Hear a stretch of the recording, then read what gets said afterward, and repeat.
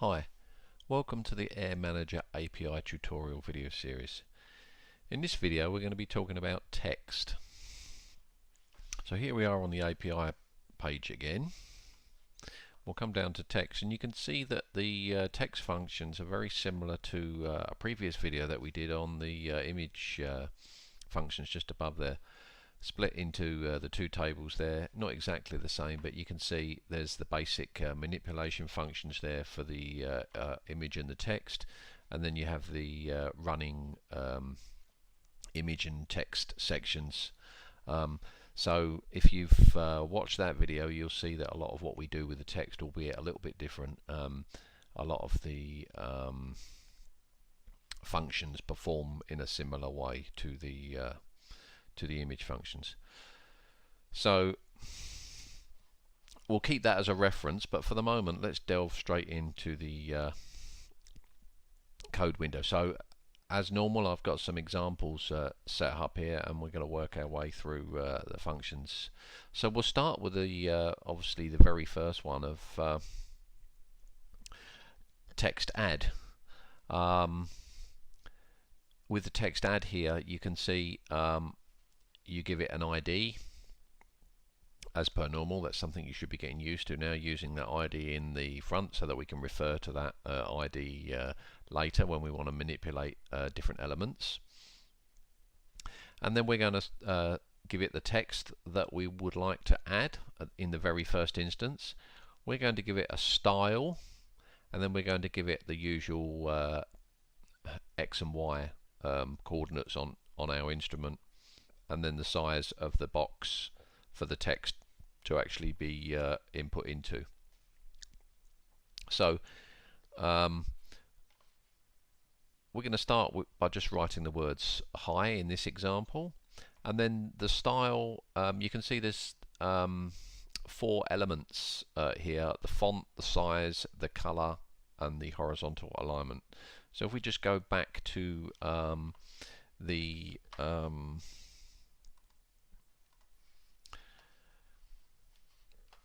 wiki page here very quickly, we can see if we click the add function, you can see these style arguments here: font, size, color, and horizontal align. So when we first add the gauge, we tend to specify what these 4 are, but then we can modify the style, as I'll show you in a bit later. You can just pick on 1 or 2 or however many of these you want to change. So this style is very similar to the inline CSS type styling that you might find if you were doing web type stuff. So if you're used to that, you'll find this no problem at all. So let's just go back. Okay, so our style in this particular case is the font. The font is a file, so that is located within the same resources folder where we save our images and our sound files and whatever other files we need to create our gauges. So the fonts go in there with those, and you refer to the name of the font here. So it's a true type font, hence the TTF file extension, and this particular one is just straightforward Arial. The size is 20 in this case. I'm going to choose the color red. Now in the color here you can specify just the plain name of the common colors here, or you can specify decimal format, or you can also specify the hex codes. So similar to the CSS in that respect, where you can put your in fact, have we got an example of that? No, we haven't. So you could for instance write in here your hashtag, and then you'll have very basic 6 digit, so red, green and blue. So no green on that, so all red and blue there. So that'll probably come out to be a mixture of those two colours. So we'll just change it back to red for the minute, but there's just an example. So you can get exactly to the colour that you want, even if you use like a colour picker in a program like Photoshop or some other image tool. You can get the colour of the exact thing that you want, and you can use that code in here for the text. And then the horizontal align, very similar to what you're probably used to in terms of a justification for text, say in a program like Word or something else like that. You've just got the usual left, centre and right there, so you can justify the text to be biased one way or the other within inside the bounds of the text box, that is. So the text box size is these two numbers at the end here, so that's your width of your text box and that is your height of your text box. So I'll talk about those in a little bit more because it's important to get those appropriately right for the size of your text, otherwise you get some funny results. But the first two numbers here are your X and your Y, so 20 pixels in from the left of our instrument and 85 pixels down from the top of our instrument, with a text box width of 160 by 30. So we'll go ahead and run that instrument now, just after we're doing that very basic first text add. And you can see we just print the word hi. It's in red because that's what we asked for. It's size 20 and it's horizontally aligned to the left. Now we know that our instrument is 200 by 200. It's the same instrument that we've been using in a few of the other videos. And we've asked for the text box to be 160 at 20 in. So you can see if you come 20 in and then you go another 160, that's 180, and then obviously that would leave another 20 at the end. So you can see our text box is sort of along there. It's 85 down from the top, so it's down sort of so far. You can see we've got this, if you imagine this imaginary text box around here, and because we've asked for left justify, the text is come over to the left side of that text box, hard up against the left side. So that's the basics of just adding the font. Now you might not be content with that. You might want to modify it in some way, or you may want to change it. So this very next function, text set, you use the ID, which is why it's important to create the ID in the first place here when you first create the ad. Now whenever we want to refer back to this text box that we've created, if you like, we can write all sorts of new things or change it in ways just by referring to that text ID. So we refer to the text ID and we're just saying with the text set function we're changing this part of the text box, we're changing the content. So here we're going to change the hi to a by.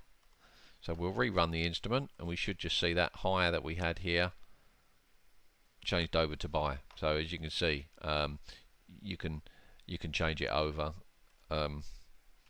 or type whatever you want. Now one thing I tend to do is when I create the text box, I don't create it with anything in it to begin with. So if we run that now, you'll see that it does the ad, but because you've said I don't want nothing in it, the text box is actually still there, but there's obviously no content in it. And then later on in your code you can use the set function just to refer back to that text ID and then you can say whatever you want to say. And again later on in the code you can change that again with another instruction. It will just overwrite what's in there with something else. So it's always whatever the latest text set is will be what appears in the instrument in the actual location that you've specified in the text box. Now again, if you weren't just content with changing the content of the text box, you can also change the style. Now it's not recommended that you you change the style. Let's just bring up our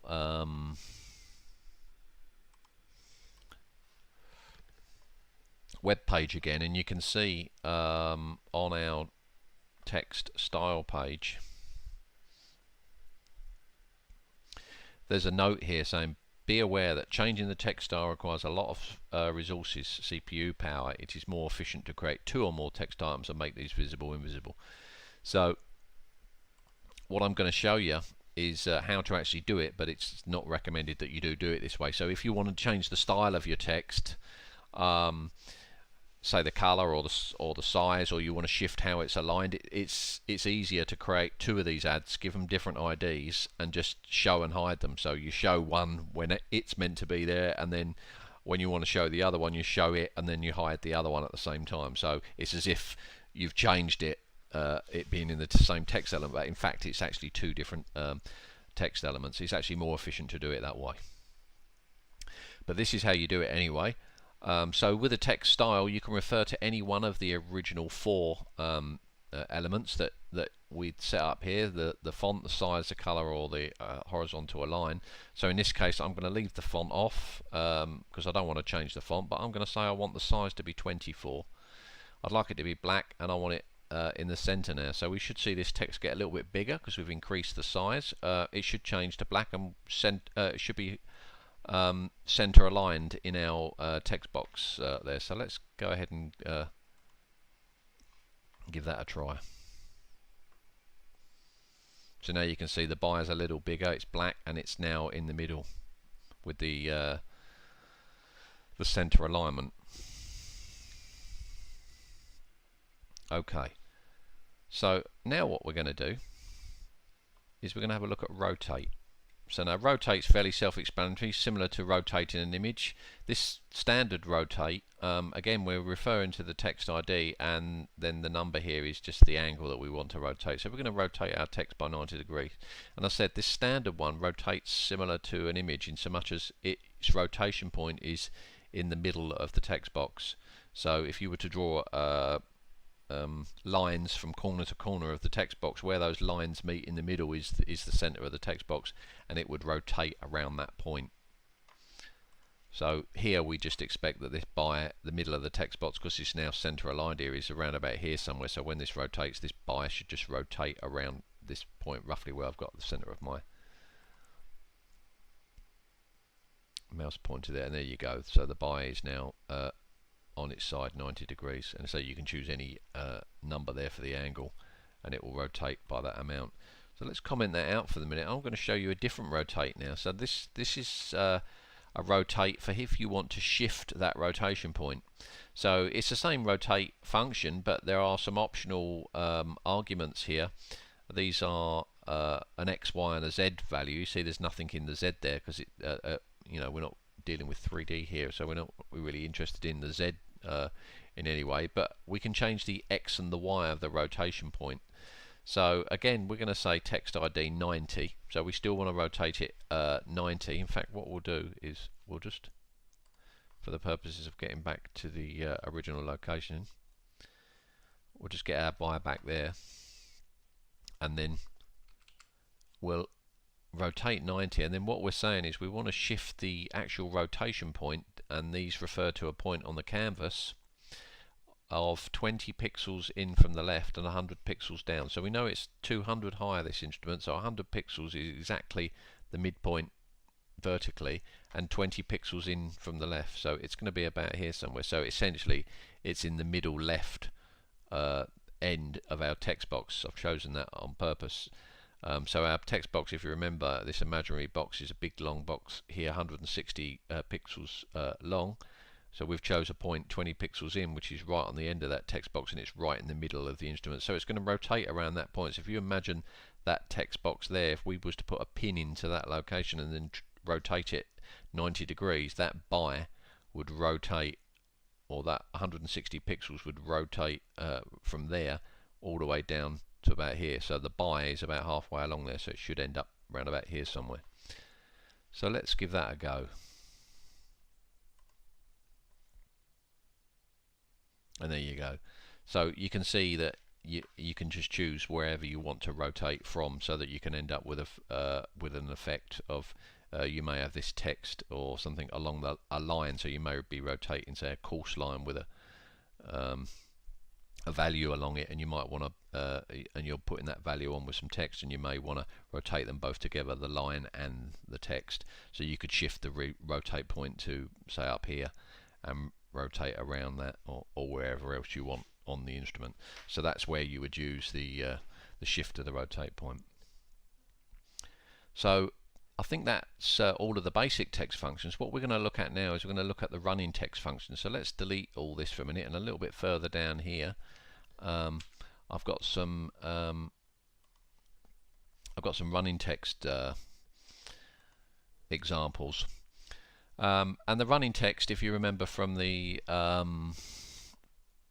so let's go back to our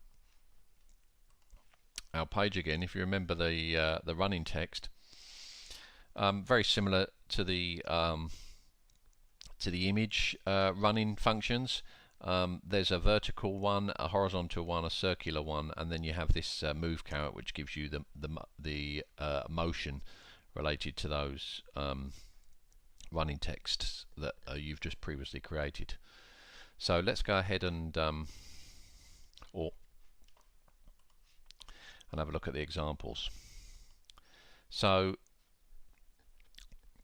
the first thing to say is that you need obviously a callback. So each of these, you can see I've got 3 examples here, one for each, a vertical, a horizontal, and a circular. But I've got the 3 callbacks here. They're all slightly different, but essentially they're doing a very similar thing. So you need to create those functions first before you try to call them. Otherwise, if you try to put them afterwards in your code, it will error. So the callback needs to exist by the time it gets to this running text ID line. If that doesn't exist already in the code, then it won't like it. Okay, so let's have a look at this example then. So let's refresh ourselves on what those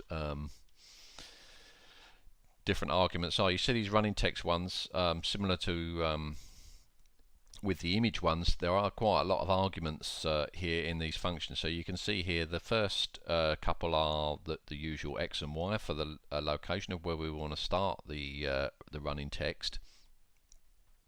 Then how many elements we want within the running text object.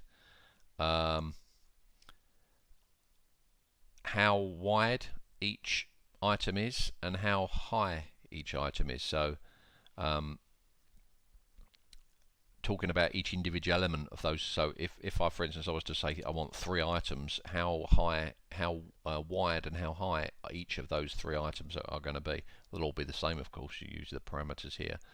And then the callback, the only difference being with the circular one is you add an extra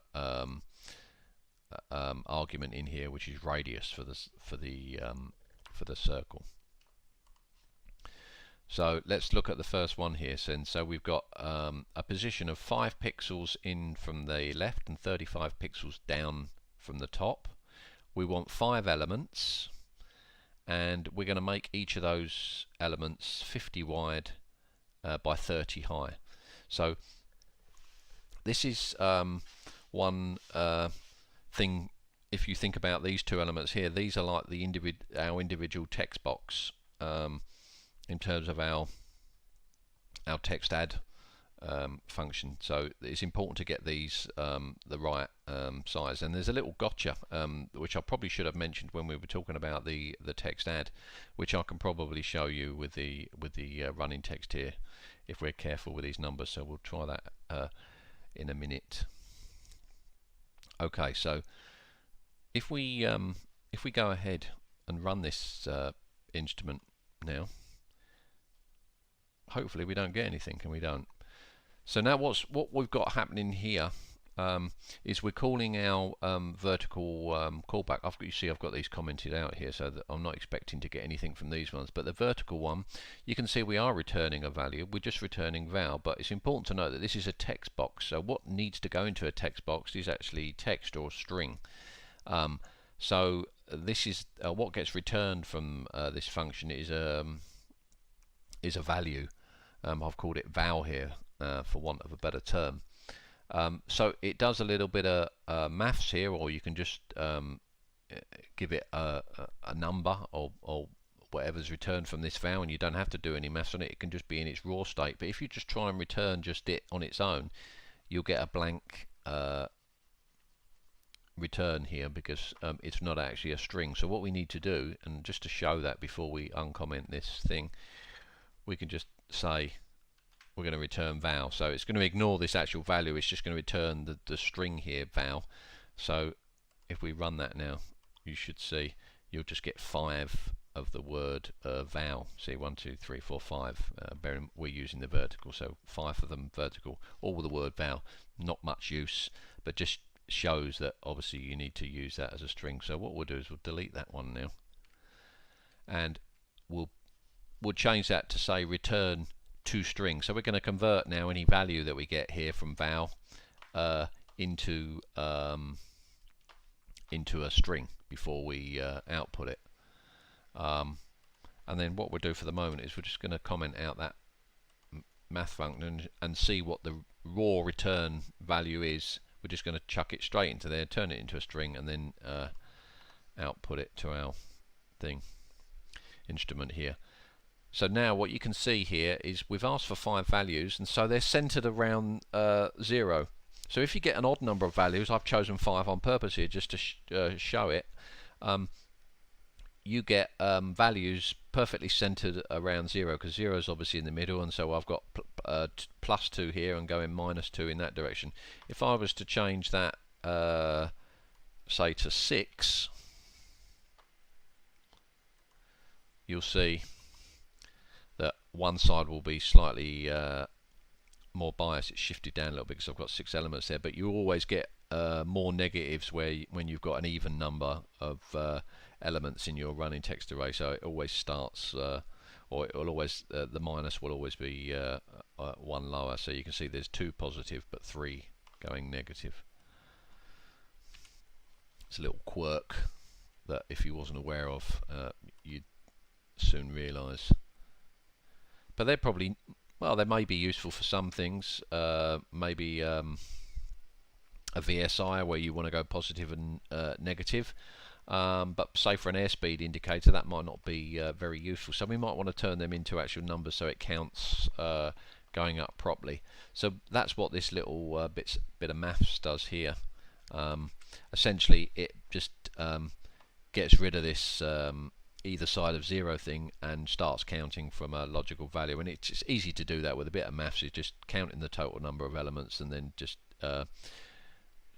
chopping them in half and then adding taking away a half. So this is what we do here. So we say val equals val plus the total number of elements, which is 5, divided by 2, then minus a half, and then we just round that down with this math.floor Lua function. And then when you run that now, you'll see that what you'll get is you'll get a straightforward nice count 0, 1, 2, 3, 4. Now again, we may want to multiply these all by 100 to get you know, bigger numbers for say an altimeter or something like that, or we may want to start counting from another number other than 0. That's fairly easy to do. Say we wanted to start counting from 1, we just maybe add 1 on the end, and then when we rerun the instrument we start counting from 1, so 1, 2, 3, 4, 5. Okay, so that's the vertical. If we wanted to look at the horizontal now, it's very, very similar. You can see I've not gone to the trouble of putting the math function in there with the horizontal one, but I'm just going to return the val again, but you can see same set of parameters. The values are slightly different because just going to just put it across the actual instrument here because it's obviously horizontal going across there. But we're going to ask for 5 elements again, and you set up the size of the text box, and this time we're going to call the horizontal callback. At this time the only difference between the style of this particular running text object is that we're going to ask for some green text as opposed to the blue that we've got here, but everything else is the same. So let's go ahead and run that, see the result of that. And as expected, because we've not done anything with the maths, we just get the biased on 0 in the center and the -2, -1, 0, 1, 2 with the 5 elements. So exactly the same as the vertical, but obviously it just puts them out horizontally. Now if you wanted to adjust the spacing, one of the things I didn't talk about there in terms of how far apart these things are separated, then of course you just adjust your text box here. However big that text box or however big the font is, and where it's aligned within the text box will change how the way this may look. So for instance with the vertical one here, if we go back to that one, if I wanted to make the height a little bit higher, So the height is this one here. Say for instance we wanted to make it 40.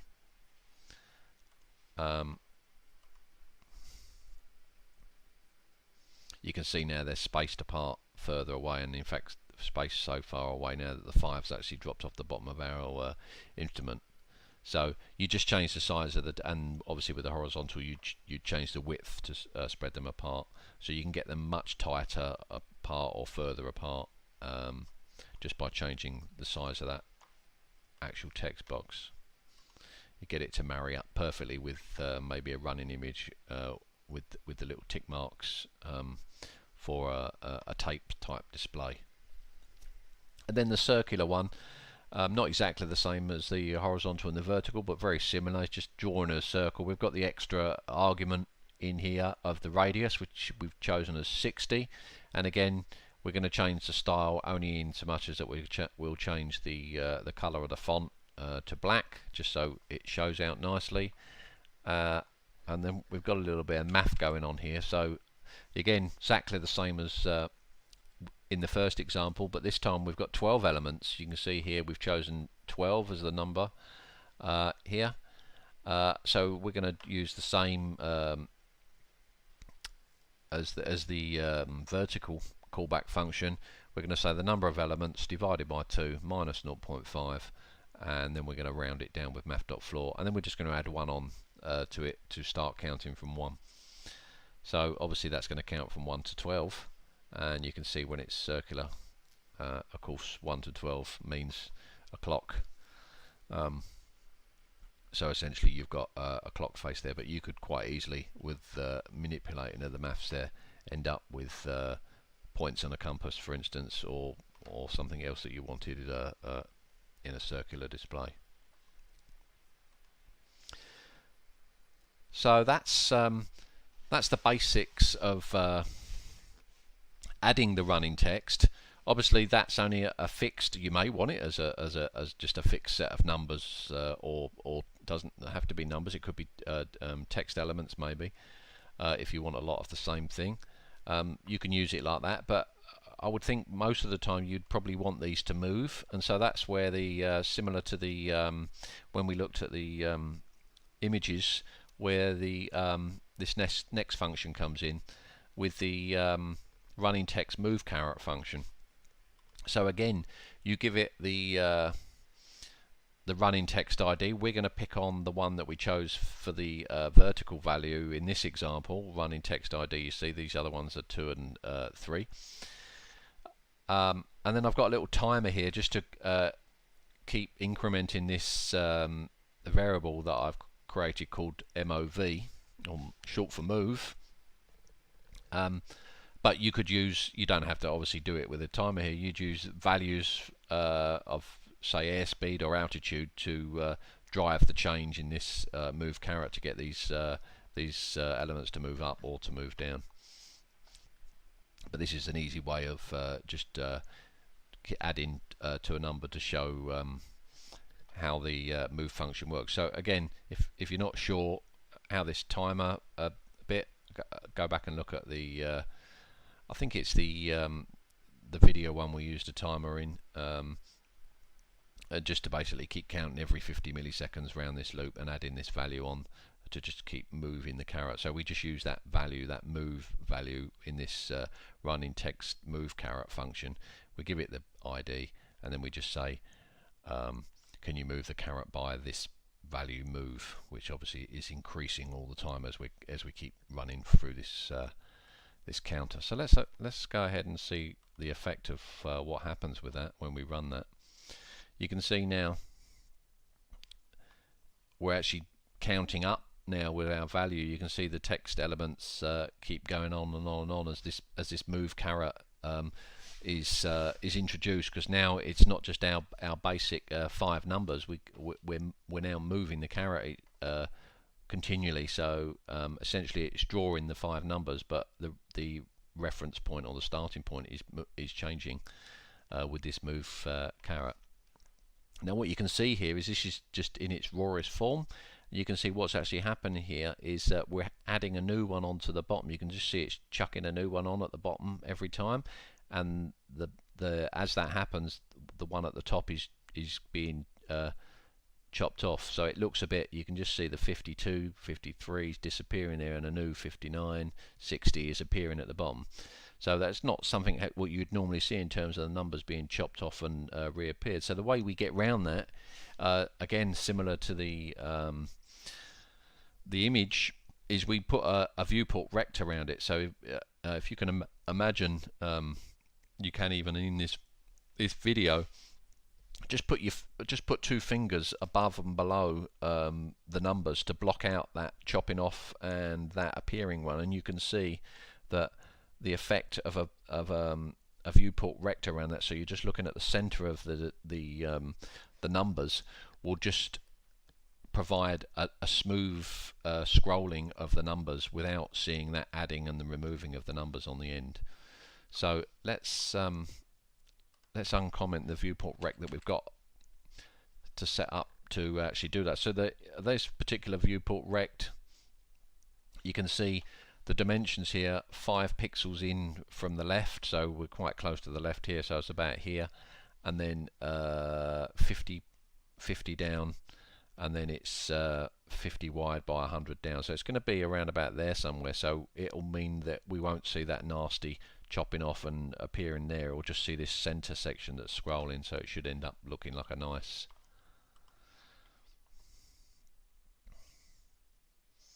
and there we go. So now you can see, rather than it being added on, that's being done in the bit that you can't see, and then you just looks nice and scrolly. And the same there, that just fades out nicely across that line, and then it gets removed after it's out of sight. So you end up with a nice scrolling display. Now one of the things, so that's really it, I guess. But one of the things I did say I was going to show was the size of a box. So what we'll do is, I think probably the easiest way to do that would be to how can we do this? What's the easiest way?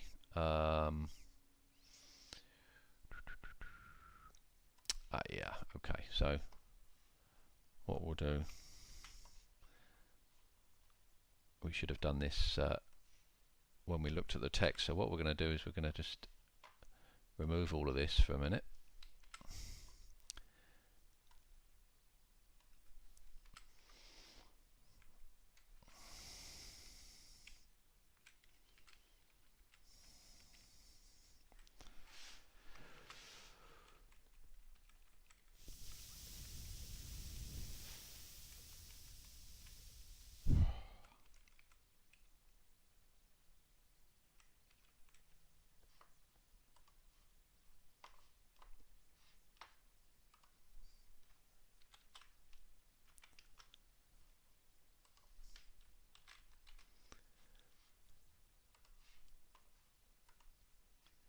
Oh,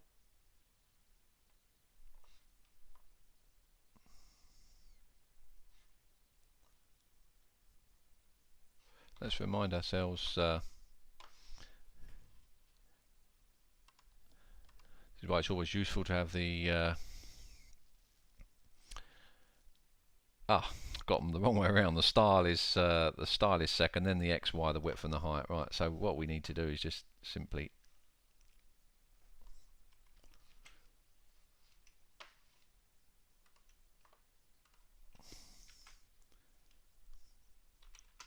there we go. Oh, still doesn't like it. Well, I've got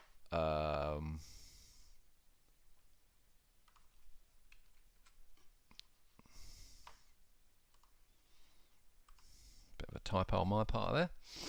Okay, so we're running okay now, and we've got our buyer text back here. So what sometimes going to happen is, if you don't get the size of the actual text box, which is defined by these last two digits here, so the width and the height of the text box correct, and you come a little bit short. So let's try making this text a little bigger. So we're going to try size 28.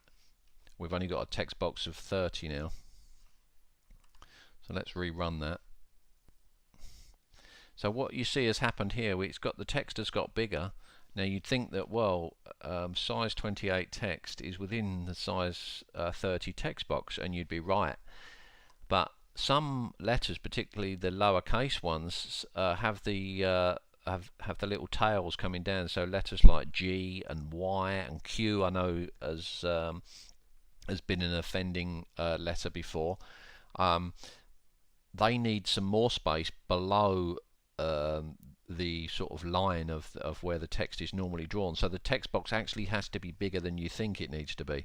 So what happens in that instance is if there's not enough space within a text box to actually draw that character, if any part of it would end up being outside of the text box, then it doesn't show any part of the letter at all. It doesn't just show part of it, but chopped off, it just doesn't show the letter. So if you get an effect like this where maybe a letter that's got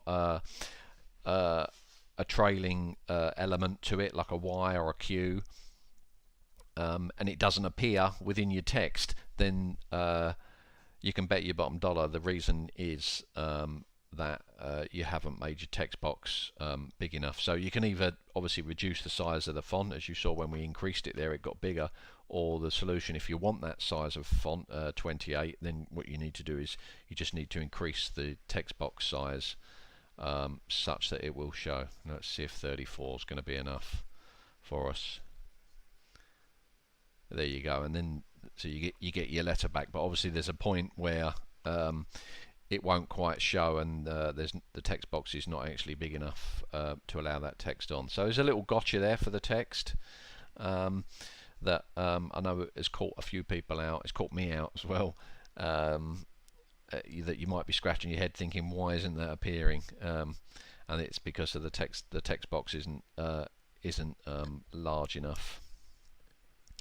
So I think that concludes this video on text. I hope you enjoyed watching. I'll see you again soon. Thanks very much. Bye.